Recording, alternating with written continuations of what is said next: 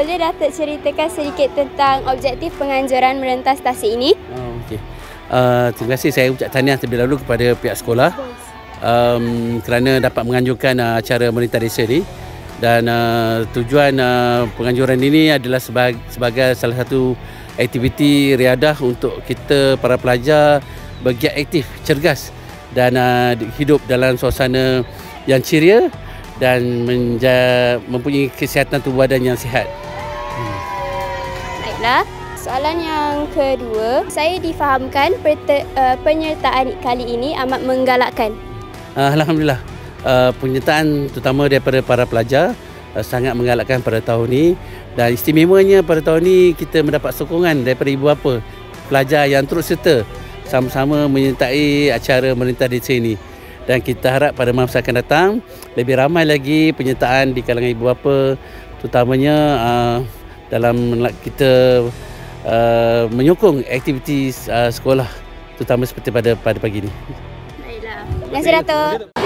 Hai, Assalamualaikum dan salam sejahtera. Saya Emilia, wartawan TV PSS Access.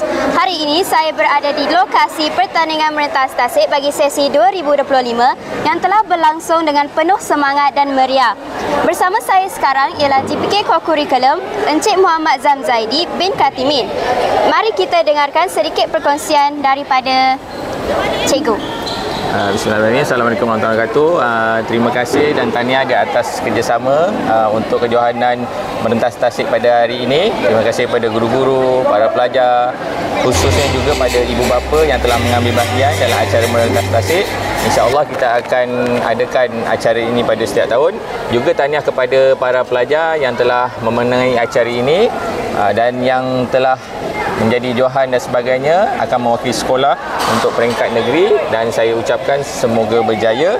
Dan program hari ini juga berjaya melahirkan atlet-atlet serta para pelajar yang berdedikasi, bertanggungjawab serta sihatlah dari tubuh badan.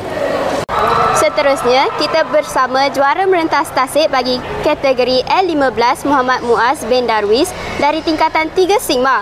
Tahniah Muaz, bagaimana perasaan Muaz apabila diumumkan sebagai pemenang? Perasaan saya rasa gembira dan teruja sebab namun saya dah 2 tahun dah straight juara.